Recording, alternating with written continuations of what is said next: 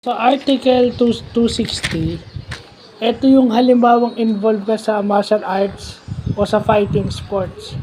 Pag pinatay mo yung kalaban mo, you are punishable under Article 260 ng Revised Penal Code at may penalty kang reclusion temporal or yung 12 years to 20 years imprisonment.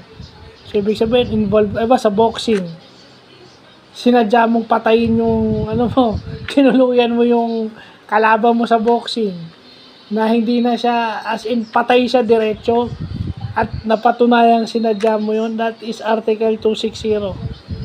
Kulong ka ng 12 to 20 years under the Philippine law or under the Philippines Revised Penal Code. Sa martial arts, ganun din. Pag sinadya mong patayin, intentionally kill your opponent. Pag sinabi kasing duel, fighting sports yan. Martial arts. Kahit anong kickboxing, kung fu, muay thai, basta sinadya mong patayin yung kalaban mo using your martial arts skills or in a duel o duelo. Yan. Tawag sa akin ng kaibigan ko rito, attorney. So, paninindigan ko na. Attorney na ako. Pero maganda rin nalalaman mo to. At saka halimbawa nabaldado yung naging lantang gulay siya, depende pa rin yun sa penalty. Pwede ka kang kasuhan ng serious physical injury na forever na siyang mababaldado. Kulong ka pa rin. Pero,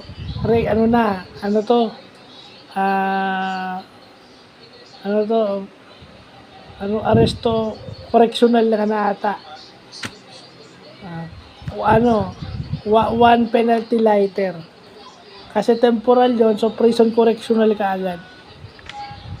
So up to 6 years ka makukulong kung serious physical injury. So yun yung magandang natututunan natin sa Article 260 ng Revised Penal Code. Kasi pag fighting sports ka, hindi mo tutuluyan yung kalaban mo o hindi mo sasadyaing saktan yung kalaban mo. Yun lang ang gustong patingin dyan. So, isipin mo nag-aaral tayo ng Revised Penal Code. So, anong lesson dito? Lahat ng ginagawa mo, wag sosobra. So, yun lang. Masarap din pag-aralan itong mga batas na to, sobra. Kukunin ko pa pala yun. Pinapakuha doon, bukas na lang. Yun.